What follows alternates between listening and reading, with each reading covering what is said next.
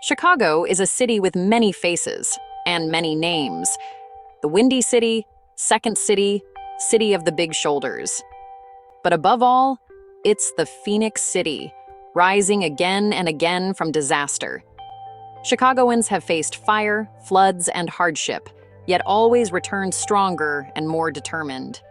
This is the story of how Chicago became the Phoenix on the shores of Lake Michigan. Before skyscrapers, this land was home to Native American peoples. Tribes like the Potawatomi, Miami, and Illinois lived along the rivers and marshes. The first non-Indigenous settler was Jean-Baptiste Pointe-du-Sable, a Haitian pioneer. In the 1780s, he built a trading post at the river's mouth, laying Chicago's foundation.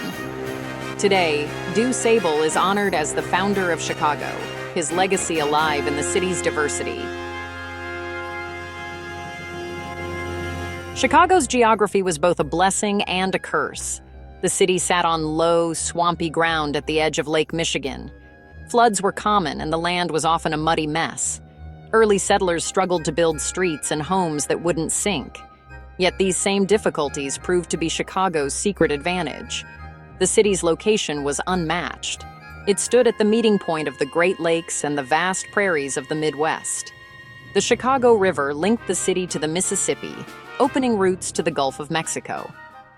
When the Illinois and Michigan Canal opened in 1848, it connected Lake Michigan to the Illinois River, turning Chicago into a critical transportation hub.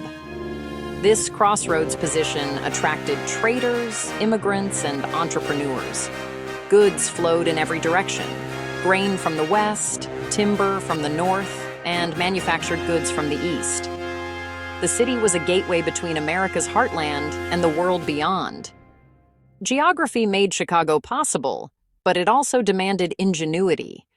Over time, the city's engineers would raise streets, reverse rivers, and reclaim land from the marshes.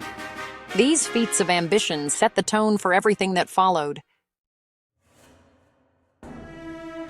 The arrival of the railroad changed everything. By the 1850s, Chicago was the nation's rail capital, with more lines radiating from it than any other city in America. Trains brought a flood of people and products, transforming Chicago into a bustling center of trade and industry almost overnight. Perhaps no industry shaped Chicago more than meatpacking. The Union stockyards opened in 1865, quickly becoming the world's largest meat market. Workers from across Europe came for jobs, and the city's population soared. By 1890, Chicago was the second largest city in the country. Chicago's meat industry was legendary and infamous. Upton Sinclair's 1906 novel, The Jungle, exposed the dirty, dangerous conditions workers faced. Despite the hazards, the city's stockyards and railroads fueled its rise. Chicago became known as the city that works, a place where muscle and machinery drove progress. The 19th century boom brought great wealth, but also crowded neighborhoods and stark inequalities. Still, Chicago was a beacon for those seeking a better life. Its reputation for opportunity attracted dreamers from every corner of the globe. On the night of October 8th, 1871, disaster struck. A small fire started in a barn on the city's west side. Legend says Mrs. O'Leary's cow kicked over a lantern. Whatever the cause, high winds and wooden buildings turned the flames into an unstoppable inferno. Over 3 days, fire swept through the heart of Chicago. The damage was staggering. Flames destroyed more than 17,000 buildings, left 100,000 people homeless, and took at least 300 lives. The city's business district was reduced to rubble. It was honestly one of the worst urban disasters in American history. But Chicago's response was, well, just remarkable. Donations and support poured in from around the world. Within days, rebuilding began. This time, architects and builders used fireproof materials: brick, stone, and steel. New building codes changed the face of the city forever. The Great Chicago Fire became a turning point. Out of tragedy came new ideas and bold designs.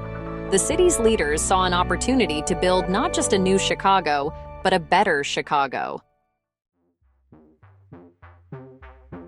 In the wake of the fire, Chicago embraced innovation. Architects experimented with steel frames, elevators, and, those big windows.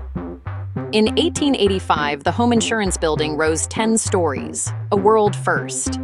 Chicago had invented the skyscraper, changing cities everywhere. The Skyline just kept growing taller and more daring. Architects like Louis Sullivan and Daniel Burnham pushed the limits of design. Their buildings combined beauty with strength, giving Chicago its unique look. Soon, the city was known as the birthplace of modern architecture. In 1893, Chicago hosted the world's Columbian Exposition, the famous World's Fair. Millions came to see the dazzling white city of gleaming buildings and electric lights. The fair introduced new foods, inventions, and styles. It inspired generations of dreamers, including a young Frank Lloyd Wright. The fair and the skyscrapers really put Chicago on the world stage. They showed that out of disaster, greatness could rise. The city's skyline became a symbol of hope and human potential. The early 20th century brought a new energy to Chicago. The Great Migration saw hundreds of thousands of African Americans move north from the South, drawn by jobs and the promise of freedom. They brought with them the rhythms of jazz and blues, which soon filled the clubs of the South Side. Chicago became a center for music and culture. Clubs like the Regal Theater and the Savoy Ballroom hosted legends such as Louis Armstrong and Muddy Waters. The city's vibrant nightlife drew people from all backgrounds together. But this era was also marked by risk and rebellion. Prohibition made alcohol illegal, but Chicago's speakeasies and gangsters, like Al Capone, made fortunes in the shadows. Crime and corruption flourished, giving the city both a sense of danger and a reputation for excitement. Through it all, Chicago kept growing. The city's mix of music, risk, and opportunity made it a magnet for dreamers and doers. Its culture was as bold and brash as its skyline. By the late 20th century, Chicago had become a truly global city. Its sports teams like the Bears, Bulls, Cubs, and White Sox became household names. Michael Jordan's Bulls defined basketball in the 1990s, while the Cubs' 2016 World Series win ended a 108-year drought. The city's economy diversified. Chicago grew into a powerhouse of finance, technology, and education. The Chicago Mercantile Exchange became a global leader in trading, while universities like the University of Chicago and Northwestern pushed new ideas forward. Food became another symbol of Chicago's identity. From deep dish pizza to Chicago-style hot dogs, the city's flavors tell the story of its immigrant roots. In recent years, Chicago's restaurants have won dozens of Michelin stars, and the city is now a destination for food lovers worldwide. With over 2.7 million residents and more than 100 languages spoken, Chicago is among the most diverse cities in the United States. Its neighborhoods, each with their own character, remind us that Chicago's strength still comes from its people. Chicago's story is one of constant rebirth.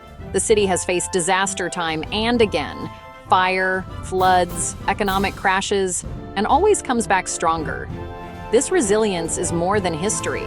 It's a way of life. Today, Chicago's skyline glitters above Lake Michigan, a testament to hope and hard work. The city's museums, theaters, and schools are world-class. Its communities remain vibrant and determined, shaped by generations of immigrants and risk-takers. The numbers tell their own story. In just over 2 centuries, Chicago grew from a village of a few hundred to a metropolis of millions. It is the 3rd largest city in the United States, a leader in architecture, business, and culture. Chicago's journey proves that greatness is born from challenge. The city stands as a living symbol of the phoenix, always rising, always reaching higher. For Chicagoans, resilience is not just a nickname, it is who they are.